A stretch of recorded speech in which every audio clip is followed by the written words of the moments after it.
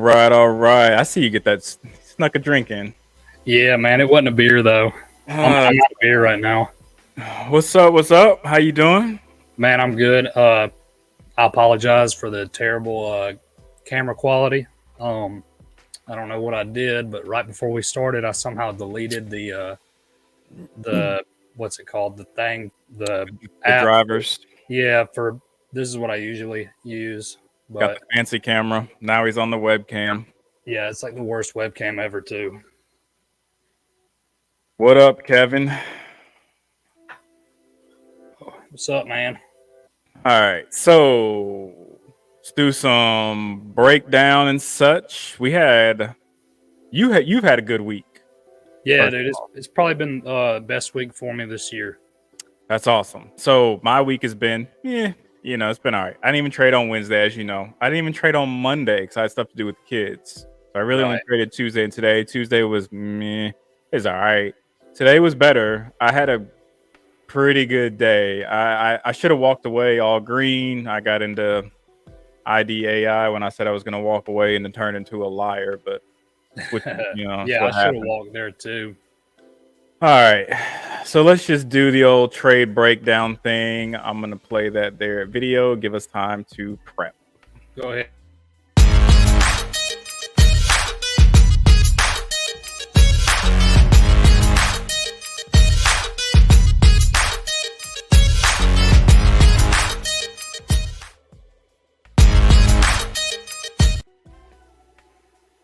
Okay.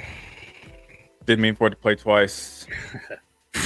Anyway, all right. So I was going to touch on something real quick. Two trades, same setup. I'm trying to make it relatively quick because we don't want to keep people here all day listening to us just blabber on, especially if there's questions. But first red day. I've told you this before. I feel like I am not very good at trading stocks that aren't day ones. Day twos has been a struggle for me almost all of last year. I feel like I've gotten better with them this year, but I say that to say that for me, it's been mostly either day one, parabolic, or a first red day, which for me, the criteria has to at least be 3 green days and up X amount of percent over the course of 5 days. But anyway, first red day. I love first red day. Yeah, I feel like you usually trade it well. So I'm going to show a couple first red day trades, one good, one bad, because they don't always work out. Obviously, it's part of it, right? Right. So ELOX, this was 4/11. What was that? 2 days ago? Tuesday, right? Because I didn't trade Monday, traded Tuesday, didn't trade Wednesday. Yeah, so Tuesday. So this was ELOX. I remember getting into this, and I think I even told you I was in it, but I did not like the low volume. Very low volume. I watched that on Monday. I don't think I traded it, but it was kind of the same way, like Skippy and. Yeah, so pretty low volume. I mean, I don't expect first red days to have huge volume, but this is low. I mean, these large candles here aren't even hitting 100K volume. So I took it though, right? First red day, popped on the alert window, right? Took the first entry red to green. I usually 2-shot most things, sometimes 3, depends on the spread and float, things of that nature. This was a 2-shot. Boom, boom, I'm in. Got pretty excited here, took some off. Again, I took some off because of the low volume. And then I pretty much set a stop over here. Limit order. Sometimes I use limit, sometimes I use market. In hindsight on this, because of the low volume and the spread, I probably should have used market, whatever. Either way, I didn't get stopped out here, but did get stopped out here. Not mad about it, right? I came out okay because I took half off here, took the other half off here. So tiny win, slightly probably above break even after locates, because I don't think locates on this for much at all. That's the other good thing typically about first red days is usually the locates are widely available and cheap because it's not a day one and everybody's not all excited about it. Right. So that's one benefit to it. But this one, I mean, it didn't work out. Tiny win may have been just above break even after locates. So I kept the risk intact, right? I was glad I covered some here because of the low volume. This was not much selling volume at all. So took some off, all out, right? So that was one first red day. That didn't work out. But I want to show another first red day that did work out, because sometimes they work, sometimes they don't. If I can find it. You know, I've told you before, like, just shorting into weakness is, I mean, obviously it works, but it's just never been my strong suit, you know?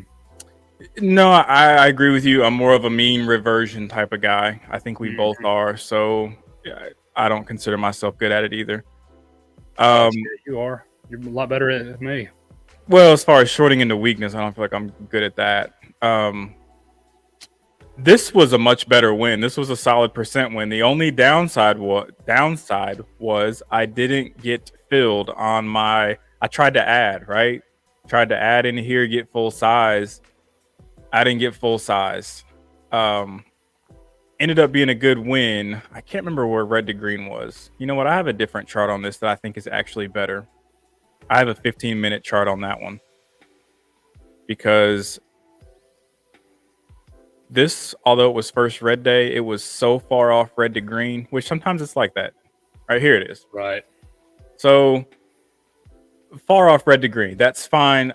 You know, if it opens up closer to red to green, I like to take the red to green move. This, I didn't feel like it had a chance to get to red to green, so we have our magic little lines we like to use for certain things. But anyway, I hit here looking to add into this 280-ish level, kind of breakout level. I bounced off a couple times, didn't get there, didn't get the add. So this was a good first red day. Actually, I think it ended up going. I think it went lower, or whatever. I was risking, a break and hold of 280 and covered it just right around two. So I was risking like 20 cents to make 60. So when you're talking about risk reward, for me, first red days offer a pretty good risk reward. The win rate for my risk reward is 60, 65, but with the risk reward, I still come out okay. Oh, yeah. So two first Oh, red yeah, day yeah. trades. Your audio was cutting out for a second, but I think it's good now. Oh, I don't know why. Probably because I have 18 different devices in my house using Wi-Fi. Kids being one of them on video games. Sorry, I don't know where I cut out at. I could still hear you pretty good, though. All right. Two first red day charts. Ultimately, one worked, one didn't. It's part of it. Unfortunately, the good one, I didn't get my full size ad. It just didn't pop enough for me. And like we've talked about before, we don't like to shorten a weakness. So that happens. But those were two first red day setups. Unlike sellers who can trade these multi-day runners pretty well, either long or short, I tend to either catch them on the first day or the first red day. I've had more success this day on the day two side of things, but ultimately day one or first red day for me is where I'm having the most success on these runners. Right. So I at least wanted to show two. There are two trades I showed, but both first red day setups. Hey, you traded them well, man. You always do.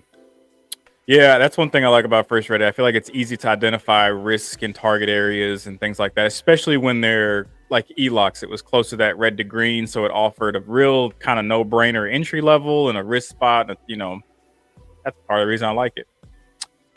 But It was anyway, solid. It was solid. in an attempt for me to not just blabber on, what you got? Let's see here. So from today, I think we both traded this one. Actually, I know we did. Which one was it? CYTO. That was a good one. Yeah, man, and like you were saying, here I'll show it. Let's see here. So this is my CYTO, and I think, I mean, me and you talked about it, but that 3 level was just huge. which after you're done talking about it, I have a chart, like a multi-day chart that shows that 3 level having multiple touches. So I'll show that when you're done. Yeah, that's probably like one of my favorite kind of trades is ones that just, I mean, not necessarily a pre-market spike, but I've been having good luck out of pre-market here lately. You know, my entries, and I feel like you have too. I'm trying to get better at it. If I ever trade pre-market, I know I've told you this before, I'm pretty transparent about it, but I'm not trading pre-market with large size because I've never been great at it. I'm also busy in the mornings, getting my kid ready and getting to the bus. So I never trade pre-market large size, but I'm trying to get a little bit more active on certain setups in pre-market. So I did hit this one pre-market, but I all outed at 2 because I had to get my kid at the bus, and you held and freaking killed it. Yeah, man, remember when I was talking to you and I guess it was it wasn't an offering, but it was like news, right? It was the earnings, I think, is what it was that came out. Right. I think. And man, I was trying to hit my one little. I've got like just a few hotkeys on my keyboard. I was trying to get out right here, and it was just too quick. It soaked, and I was texting you. You know, I was texting. Yeah, we were talking. We were in our Discord chatting it up, and yeah, that's right. And I mean, I was trying to I do this a lot. I'll try to manage too many positions because I'll wind up trading like. Today I only traded I think 3 tickers, but I traded some futures too. Ended up giving back all of my profits on futures at the end of the day. I was up like 7% in the morning, ended the day down about 1%, but whatever. But you had a killer day yesterday in futures, right? Yeah, like 67% on the account, dude. It was That's what huge. I thought. That's ridiculous. Yeah, man, I hadn't had one like that in a while. And I could get into that, but that's not really what we do here. So, on this one, I basically, I shorted here, and in my other account, I hit a little long. I've got a chart from that too, but I didn't screenshot it. I'd have to pull up that account and screenshot it. Just like 400 or 500 shares, just a little like $50 long, and yeah. So then I hit it short here.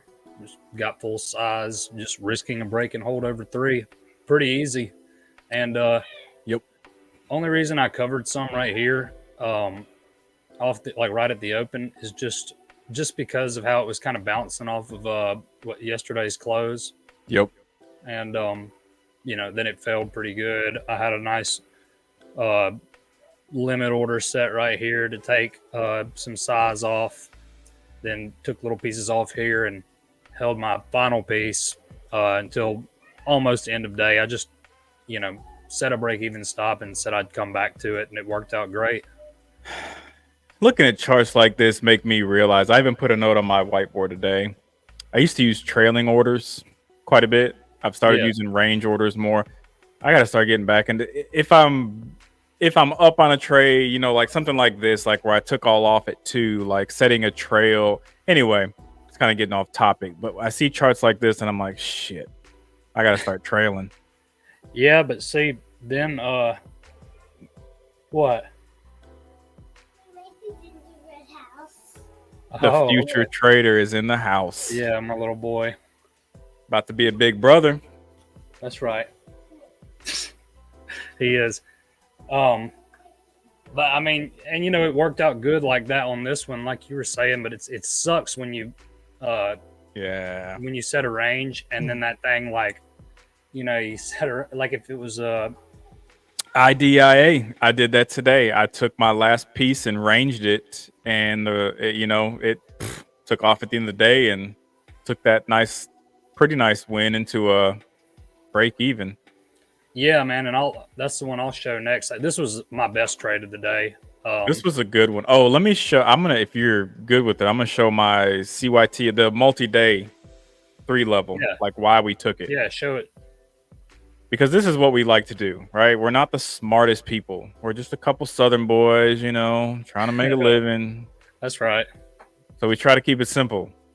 But when you look at this, I don't know how much more simple you can get than that. Like exactly. 3, 3, 3. It rejected. Like I let it reject first and then I hit. But I mean that's a clear cut risk level. So I mean that's where I got all out at. I Um, mean, and that was a solid place to get out. it was, and I ain't mad about it. But you caught a huge piece of that. You caught the whole move. I caught a piece. You caught the whole thing, like the whole damn candy bar. But Thanks, man. this is what we're looking for, right? We're looking for things that like it almost seems too obvious, but if it broke three and held, like we would have been out. So it offers a super good, like, I don't know what your risk was because we didn't talk about it because this trade almost worked out instantly. But I mean, I was risking like a 305 break and hold. That was my risk. Yeah, I mean, I would have if it wasn't just like a wick, like we Right. talk about, I'd be getting out, anything over 305 into the Yep. 310 area. I mean, I wouldn't want to let it go that far, but I mean, you No, can tell, oh yeah, yeah. I was with you on that. So like we risked 10, 20 cents, right? A share to make I made 80, which is still, you're talking risk reward. I'm risking, let's just say 10 cents to make 80, 8 to 1. Yours trumped that exponentially. But anyway, Yeah, and I was trying to go see what the actual percentage game was that I made on it, and I realized I had closed out DAS, and it goes away. yeah, you're gonna have to plug that into like your journaling software, Excel or whatever, and that'll kick it out for you. It's probably like 50% or better. Probably I mean, huge. I'd love to hold all my size, until I the end of the. I can't do it, man. I Like, can't either. I gotta pay myself on the way down. At minimum, gotta pay myself on the way down. Especially when you get big. You know how my average gain. I've been pretty transparent about this. 7-8%. That's my average gain. So if I'm looking at 20-25%, like I'm taking the chunk of that off.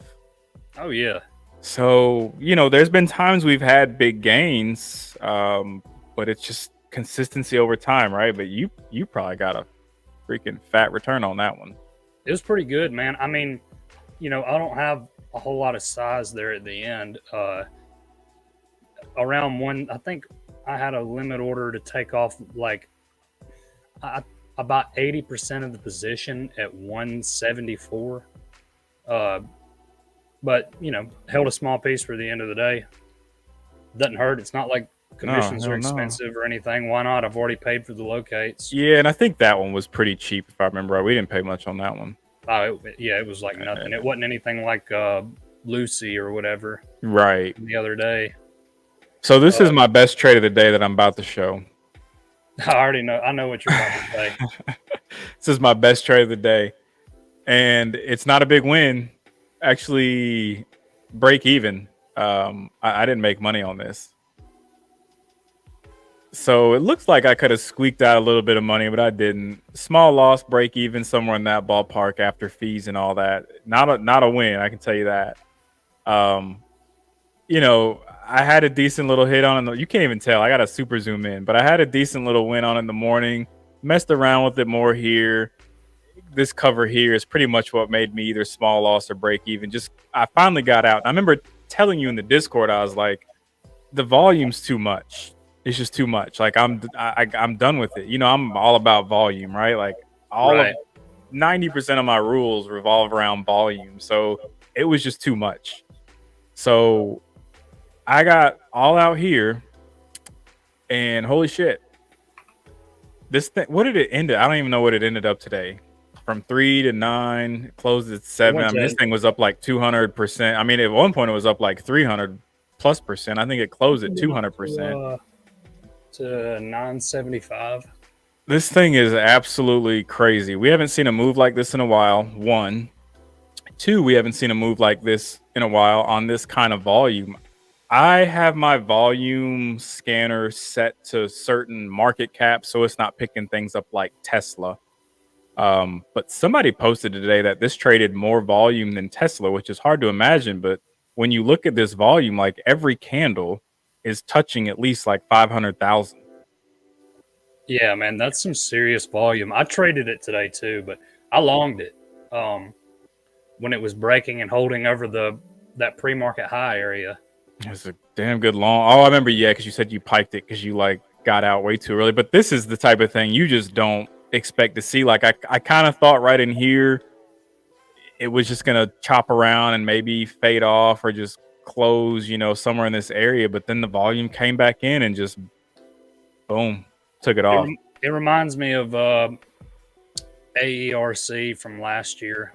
I remember that one. Yeah, before I knew you, I remember seeing you post on Twitter. You're like, I don't usually long much, but I long this thing. And I remember I think I lost like $9,000 that day shorting it. It sucked, man. I was pissed. That was when I was trying to do like a systematic thing. Yeah.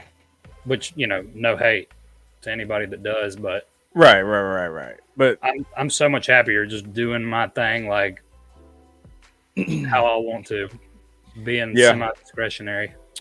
Yeah, this thing was nuts. So my final cover, break even, whatever.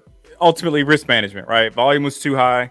I was done with it. So I'm glad I was done with it because this is the type of thing that will blow you up. Either you don't cover and it keeps going, or you literally fight it the whole way up. You short here, you think it's going down. You short here, think it's going down. You short here, think it's going down. You short into this and you're like, I'm good. And then it's like, there's no win on this thing. Maybe if you shorted here, you catch a piece. But I mean, where is here? You're talking about like I don't have my mouse point. Yeah. So like, if you short this little pop and drop thinking that's it, or here, even if you short this flush and like, oh, that's it. That's a 50-cent flush. Pretty decent percent move there. It just doesn't look like a lot in the grand scheme of things. But, even if you short it up here at 950, like, first of all, I don't like shorting the last hour of the day. It's just not really my thing. That's just me personally. Not to say there's not an edge there. That's just me. But I mean, I like doing it. You would have had to have been extremely patient to catch that move. I like catching the long at the end of the day like that better. I mean, this was similar, not nowhere near the same amount of volume, but a similar move on much more volume to GFAI yesterday. Oh yeah, you got that chart done. So that's it for me. I this wasn't a win, but this was my best trade of the day because from a risk management standpoint, like I avoided either a massive loss or a massive headache. Either way, I avoided some shit. Dude, this was mine on CXAI. Pike. I know, dude. Like, what a pike! And I was thinking, and I mean, I was like you were saying, and we were talking about the volume was huge, but just the way it was acting pre-market, you can just tell with some of these things. But right here, it's chopping around a little bit, holding over that pre-market high. I get long here, I add, and I'm selling probably like 75% of it into this. Held a little bit, and I had a couple limit orders set and a stop order set, and then next thing I know, they all filled, and that thing was it was just going nuts. Well, you know me, I'm so bad at longs. I have a hard, even if I do long something, I'm so bad at holding a long for any real big move. Like I'm so bad at it. I mean, really, ideally on ones like this, man, and I mean, in hindsight, it's so easy to talk about, but this area right here, look at how low the volume is. It's still holding up above VWAP. Look at what time of day it is. Yep. I mean, it's, I mean, I know it's kind of cliche, but it's making that wedge pattern and super low volume. Next thing you know, volume spike. This thing's going nuts. Crazy move. This was 100% gain, hundreds of percent gains in a day. Oh yeah. That was wild ticker, man. I know, man. I liked it, and like I said, trading it in the morning, I was like, oh man, yeah, I got that. I was like, I caught a good move on that one. It doesn't look like shit. No, it looks like nothing, but you probably made what, 20% on that trade? Yeah, dude. Like that was a nice little trade. I was like, man, yeah, that was quick, Yeah, my loss looks like a wash when you look at the whole chart. Oh yeah, yeah, exactly. Um, but Well, I know you got your other good one you're gonna show. Right? I only got one more that I was gonna show. um, well, I'll show a bad one real quick. How about that? You don't do that. You don't have bad trades. Shit, yeah, I do. Which luckily I was still green on this one. I went a little too heavy on this. I don't Yeah, know why. oh, this is a good comment. This is me, right? Look at this comment. Yeah, it looks like a quote unquote easy long, but this dumped a whole dollar multiple times. Exactly. Like that thing was so damn volatile. The dumps would be huge, huge swings. But when you look at the whole chart, it doesn't look like much. But when you're in it in the moment, those swipes or those dumps or those pushes, like huge swings. And Exactly. Yeah, Kevin, I agree, man. I mean, yeah, that shit'll have you sweating yep. on the long side. Like you're thinking they're about to offer. This thing's up 100 something percent. You know what I mean? Yeah, and I don't even know what they're filing. Speaking of which, and not to get off topic, but at some point, maybe this weekend, we've talked about doing a filing little, I don't want to say deep dive because we don't want it to go hours long, but a nice little overview about filings because I think Yeah, that's something that we could, you know, help some people on. yeah. I mean, it would help me too. Like I told you, because I'm not the best with reading filings and things like that. I mean, I know the terminology, and I can look at dilution tracker, and I know that it's a money hungry piece of Piece of junk shit. company. But yeah, but Mhm. like, I mean, same with ID AI. They need money, but It's coming. That offering, I assume, is coming. I just don't know when. yeah, I just hope it's not after hours or pre market. I think it'll be tomorrow before the weekend. That's my guess. See if I'm right. Yeah, I'm planning on shorting it at some point if I can. Uh, Same. but yeah, that I'll show you real quick that trade from me today. Uh, which luckily I had the other trades, or this would have sucked because My chart looks very similar to yours, except my last green arrow is on that 5 break on the back end because that's where I had that range set at. what right here? No, the back closer to like 1 o'clock. Yep, right in there. Ah, okay, yeah, Yep. That's man. where I got out at. That's where my range. I think my entry was close to 475, or my last little average was 475, and then I ranged it for 5. But either way, similar to yours. And it sucks that I love these moves. This and CXAI. At the end of the day, this one was, I feel like, even easier to spot because the low volume holding above VWAP and like the 1 minute 200 caught up to it. And Yep. I was watching it for a long because I was thinking this is going to go higher. Like it broke, it broke. I think above 5 here. Yeah, or it might have been. I don't think it did because I had a range order and Okay, I but didn't get. it broke pre-market high though. It was like 494 or something like Yes, that. but it never broke 5 because my range was like for 502 or 503 or something like that. Right. And you know, I that low volume holding up like that, I was thinking, I mean, they're either gonna offer and it's just gonna tank, or this is going higher. But like I told you guys in the our little room, I was like, I'm walking, whatever. I ended up Yep. coming back and trading some futures I shouldn't have, but I ended up coming back and traded this. I traded after the damn halt. Should have left it alone. yeah. And see, I had my I had these limit orders set to add here. I was thinking it would just swipe that the red to green move or yesterday's close. I mean, Yeah, red. Yeah, yep. and of course I short right into the halt. I mean, it literally filled my order and then it's halted, and I was like, "Fuck!" So I texted you. Or I think I was saying to you, I was like, "Damn it, y'all! Yep. I'm in this with all this size right here into this halt." So I was like, "I'm covering right when this unhalts. It unhalts, I cover, just get all out." And then I hit it again, and I immediately got stopped out.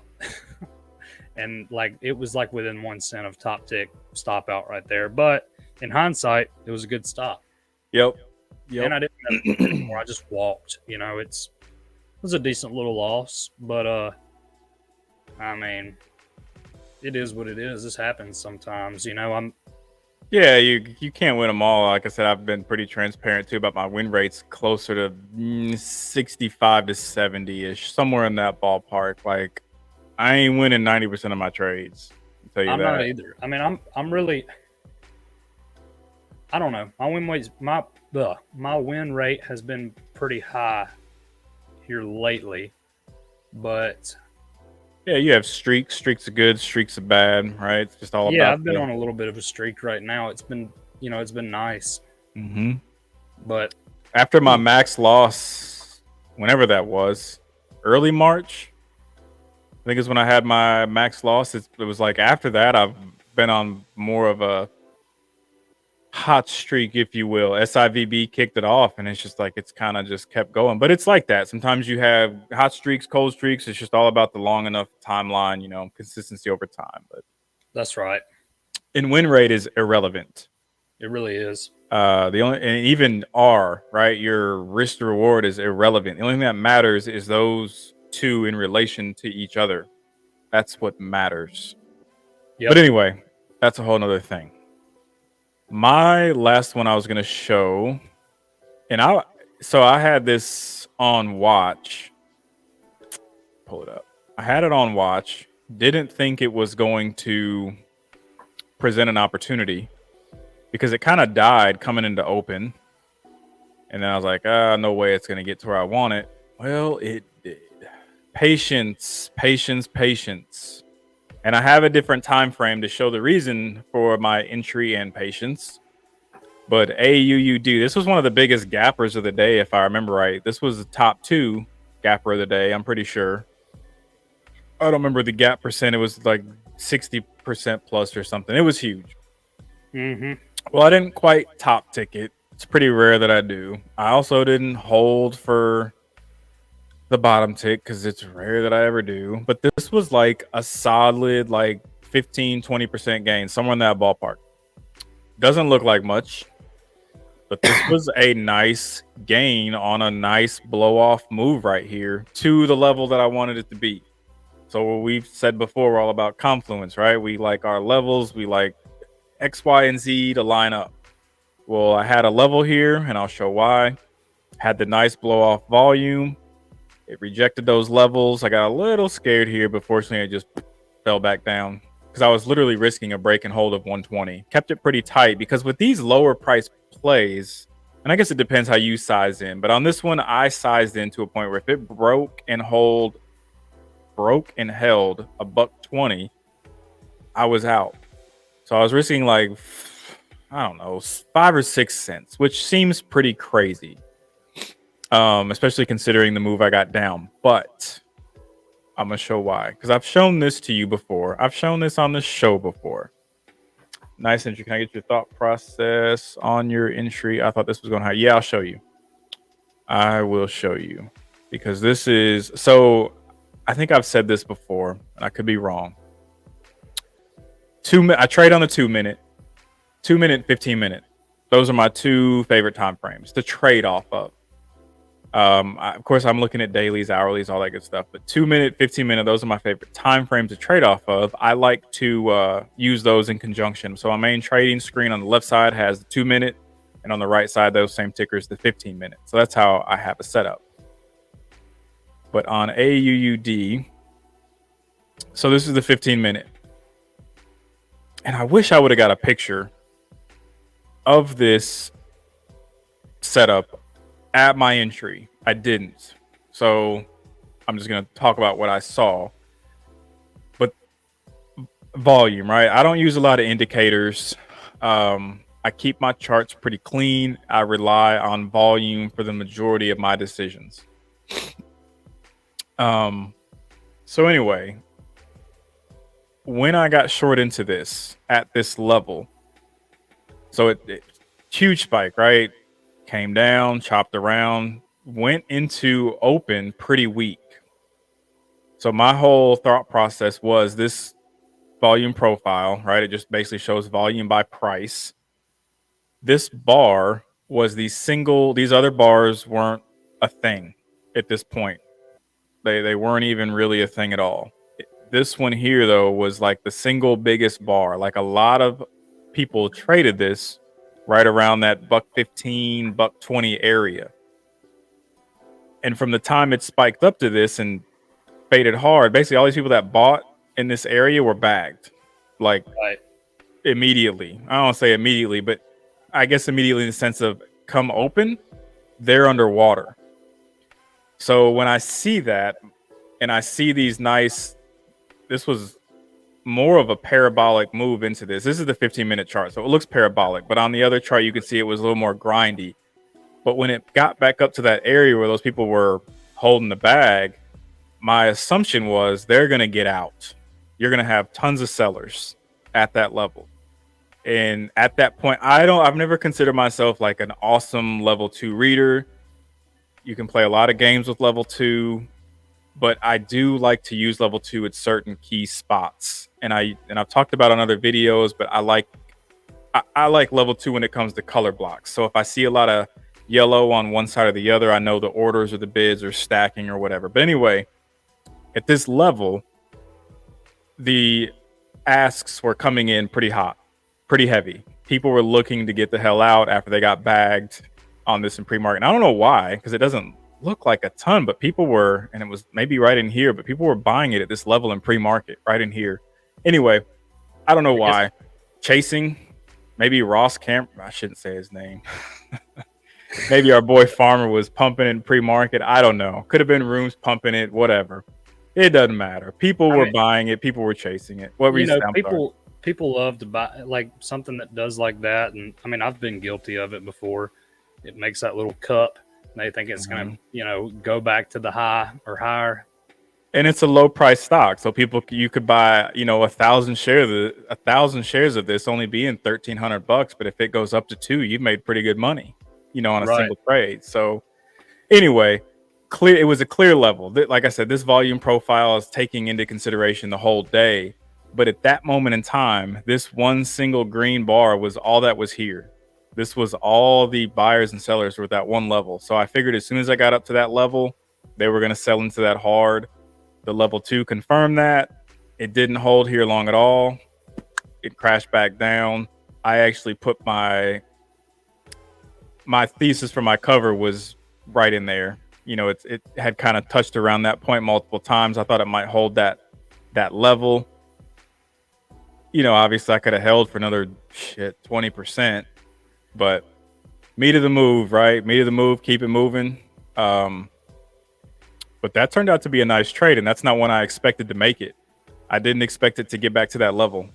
I really, when it opened the way it opened and the volume kind of died off, I was like, oh man, it's done. But I use and I've said this before, I use price alerts, right? On Thinkorswim, or you can use them in DOS, or you can use them on whatever system you use.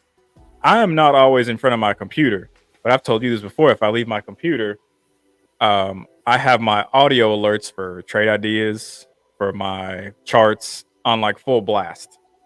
So if I'm downstairs or in the other room or wherever I'm at and I hear some audio alert, like I'm usually full sprint back upstairs.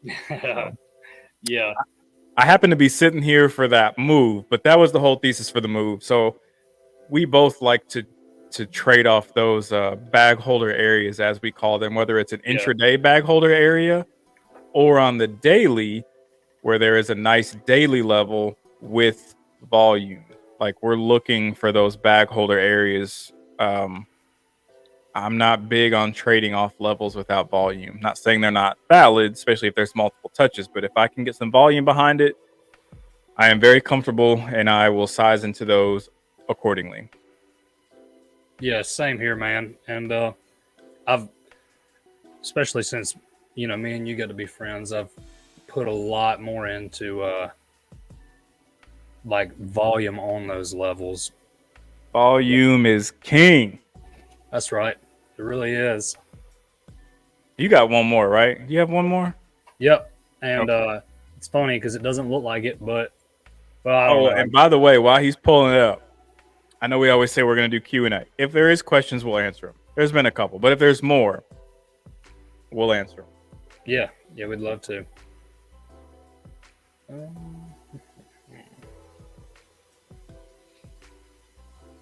All right. So. Oh yeah, you caught along on this one. Yep, man, and like, I think they have that. I know it's foreign company. They have that F3. So, and this is like the head of the snake, you know. So I was a little worried that they could, try to raise like right there at the end of the day or whatever. I think they even have an open. They got a. You're right. They got a. Yeah. Anyway, go ahead. We'll get into that maybe this weekend. It's an F3. Yeah. I mean, I know that's like the same thing as a S3 for. You're right though, and those are the type of things that make you a little bit worried to get long on this stuff. Float on this was like 1 million. Yeah. It was. Yeah, like so my entries here, man. I mean, it was a little nerve wracking, but I very similar to the move on that CXAI today or whatever. It's it's that same kind. It's similar pattern, and definitely not as much volume. But when you have a mill float, you don't need quite as much volume either. Exactly. And this is, a little higher price, but I mean, this thing's been running for days, multi-day runner. When was this from? This is from yesterday. This thing, it was volatile today. This thing's been volatile for like all week. Wild ticker. Yeah, man. And I think it ran up, it broke that previous high. I think it ran to 36 or 37 today. I didn't trade it. I didn't either. They didn't have locates when I was looking around. Nah, yeah, there weren't any locates. Or short prohibited, whatever. Anyway. Yeah, at least at Cobra, which is fine because that would have been a headache. Yep. Stuff like this can get disastrous, as you can see right here. I mean, if you're short anywhere from, if you tried to hit this para and you didn't cover anywhere in here, you're going to be screwed, And I know a lot of, like me, I used to try to hit stuff like this as like a double top at the end of the day. Right. And it works, if you cover here, but. Well, this thing had such range. Like these charts don't really show the range this thing has. I mean, this thing's fucking wild.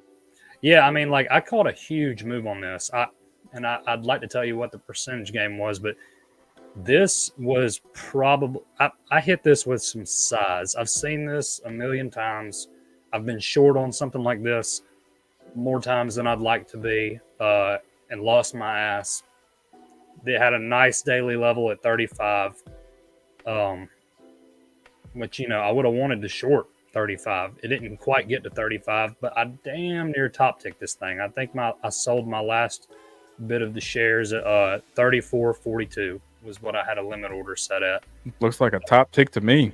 It looks like it from here, but it went to 34.8, I think, something like that. But yeah, man, I'm getting in here and I hit it pretty big and took some off here. I'm like, why am I taking it off here? Took some off here, added full size back right here, and had a good average, what, as they say, good average, whatever. It was, like I said, man, I cannot tell you how many times I've been short on something like this, making this flat bottom move right here towards the end of the day. And I'm like, okay, it's about to die. And then it goes even higher. And when you've got a good day, there was a good daily level with some volume at 35 that, it was like a magnet, and just fueled by people being stubborn with their short, which is something I have been before. Yep. Moves like this, AERC, last year, CXAI today, it's hard to long something that's up, hundreds of percent and 60+% on the day. And what are you going to do? You're going to short it, Right. And so, yeah, this ended up being like one of my biggest wins of the year. I mean, that's in hindsight from where it went, or from where it came from, it doesn't look as big, but But you know, even when you're talking from a points basis, right? You got in at 27 and got all out of what, 34 ish. yeah, So I mean, that's from a point basis. That's still it's pretty major. yeah, Kevin, it does feel like we're in a strong cycle. Yeah, we were talking about that today. That actually, I agree with this too. I agree with all of Kevin's stuff today. I think AI is going to be a hot theme probably damn near all year. It ain't going away no time soon. It's going to be the hot topic. All these little shit AI stocks are going to be running, and you're absolutely right. And I think these AI stocks are going to create I don't want to say create a strong cycle, but be a part of the strong cycle. I mean, there's always themes every year, but this is I a think good one. AI is going to be yeah. So one thing we talked about earlier, we were talking about it today. I think after market close, we want to get back into some hardcore data tracking because we feel like the market is maybe shifting a little bit the last month. Like it just feels like, yeah, like you said, we're getting into a stronger cycle than what we had maybe in 2022. So I actually created a video this afternoon more on data tracking that I'm going to put out at some point. It's probably going to be boring for a lot of people, but data tracking is boring. But damn it, it's vital, especially if you're a system trader. If you're a system trader, you can't not do it because that's what your whole system's dependent on. But even for us, like we're discretionary traders, but we like data. So we feel like the market is shifting a little bit. So we want to probably start tracking some stuff and keeping tabs on the moves and the just what's changing. Yeah. I agree with him 100%. What do you guys usually track? It's a loaded question. It's a loaded question. So I'm gonna put out this video that I made today. Like I said, it's I guess boring in the sense of it's just an Excel sheet, right? But it's just going to talk about the data that I do track, how I use it. It's more of a rough overview. It's not a deep dive because if I were to do a deep dive into that, it could take shit, man. I don't know, hours.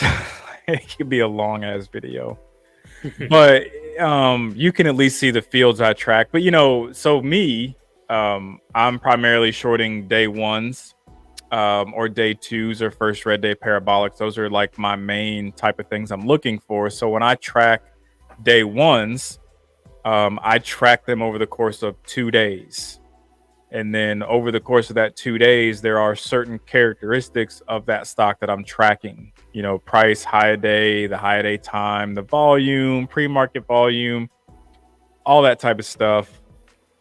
I know that's a very vague answer, but I'll put it to you this way: his spreadsheet that he made, which I use, I mean, it's up there with as gnarly as Verma's. I mean, it's pretty good. Yeah, I mean, Verma's like next level with Excel. Like, I can get by with it and do some cool stuff with it, but we'll put that video out. It's all about data tracking. Even if you don't get anything out of the data tracking, at least you can see some of the fields I'm tracking with Excel and what I'm looking for on a specific, whether it's day one or whatever. Yeah. But yeah, that is a tough question to answer because it's a lot. I'm of the mindset I'd rather track more than I need because you can always take stuff off, and that's even if you're manually tracking. I don't know if you've used Spike Heat before, but if you have, they're great. But if you use Spike Heat, right, get a bunch of data and you plug it into your Excel and you're doing your thing and you're like, shit, I should have captured this data field. It's a pain in the ass to go back into Spike Heat, get that one data field, plug it into your Excel chart.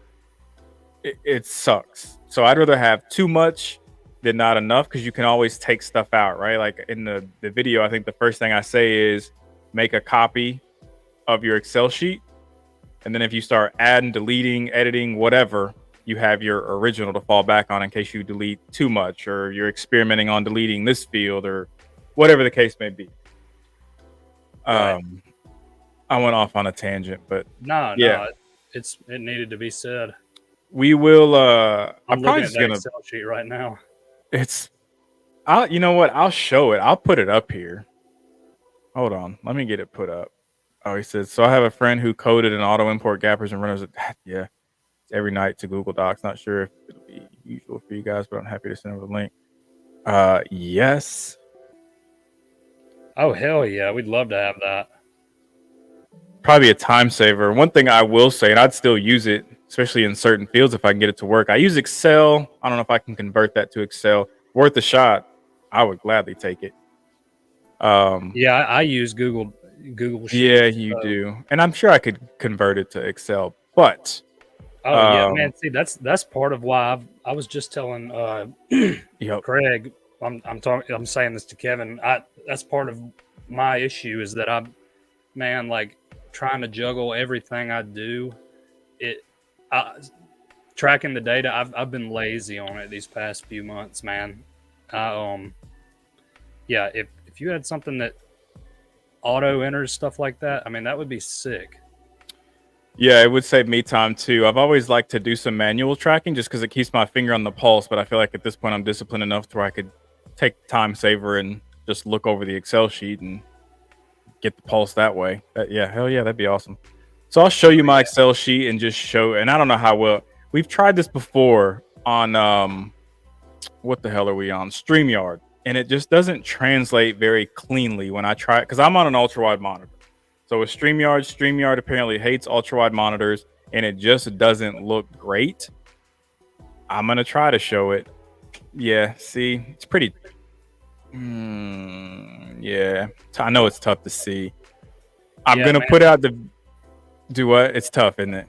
Well, Hell yeah. yeah, I mean, I can show it on mine if you want. I don't know how it'll look though. Yeah, because you got the verticals. Yeah, man. I mean it. You can try it, see how it looks on yours. But I track a ton of fields. I'm gonna put out the video. I'm gonna put it out tonight because of this conversation. I'm just gonna put it out tonight. I was gonna wait till this weekend. I'm gonna just put it out tonight. It'll be kind of raw, but it's just gonna show the fields I look at, kind of how I utilize it. It's not a super deep dive, but it at least gives a nice overview in the fields I look at, the things I'm using it for, etc. Plus, like I said, I like to have the data just to keep my finger on the pulse. And I talk about that in the video. The data helps me see shifts that are happening or changes or what was working is not and what wasn't is. And to me, it's super valuable. Let's see here. How does that look? Better than mine. So that's spread across 3 32-inch monitors. And this doesn't even, it almost gets half. So it keeps going. Like I said, I track day ones for 2 days just because I'm trying to find an edge on the day two side as well. And I touched on that in the video a little bit too. But I'm not going to say mine are Chris Verma style, but they're helpful nonetheless. Oh, man, this is legit. Yeah, I spend a long time building sheets. Building the sheet and plugging in the formulas is probably the hardest part. Once you got that going, then it's just a matter of capturing the data and going from there. And that's probably the reason I had this whiteboard, is I would capture certain data points at certain times of the day and just write them down so I wouldn't forget them. So yeah, I'm going to get back into that because we do feel like the market is shifting. Also, yes, if you have this auto import thing, then hell yeah, I'm going to try that out. Yeah, same here, man. I'd love that. Yeah. With that, what are we at? We're at an hour. Yeah. Quick ass hour. That's fast. I know, man. Always is. But this is part of the reason we like to do it on Thursday, because we want to do what the hell we want on Friday evening. That's right. Plus, you're gonna be real busy here real soon. Yeah, man. Tell me about it. We're like, I think we're like 10 or 11 weeks pregnant. Yeah, so you got some time still, but you're gonna be busy nonetheless. Yeah, I know. All right. Well, serious. We're creeping on an hour. We don't want to keep everybody too long. Thursday evening, we got shit we want to do: eat, kids, wives, etc. Appreciate y'all Appreciate the comments, the interaction. Oh, yeah. We love it. Yeah, plus we just enjoy the whole thing of just chopping it up and talking about some trades amongst ourselves. So hopefully people find some level of value with it. But yes, I'll post that video tonight about the Excel sheets. Dan, appreciate you, Dan. Yeah, thank you, Dan. Just sent over you guys. Sweet, appreciate it. Thanks, I'll definitely Kevin. check that out. Yeah, man. Julio, appreciate you as well on Twitter. Cool. I'll definitely check that out. But yeah, we're gonna do this every Thursday. This Monday we will do pre-market prep at 7:15 my time, 8:15 market time. I'm gonna do it this Monday. I didn't do it last Monday because kids. Keep it low key. Hell yeah, I ain't gonna share that out. That is hours. Yeah, that's right. I appreciate it though, seriously. Yeah, thanks, man. So yeah, we'll do Monday pre-market prep in the morning, 7:15 Central, 8:15 market time. We'll do this again next Thursday. We're gonna try to keep it consistent for the benefit of ourselves, our significant others, and our kids, because we got housefuls of people. Yeah. All right, big dog. Well, I'm gonna holler at you. I'm sure we'll be in the Discord tomorrow, doing our normal thing. Let's end Friday on a good note. And with that, appreciate y'all. Like, share, comment. Let us know what you love, hate, dislike, all that good stuff. Yeah. You gotta take care, guys. All right, man. Well, I'm gonna holler at you in the morning. Appreciate y'all. And peace. Peace. Thanks, y'all.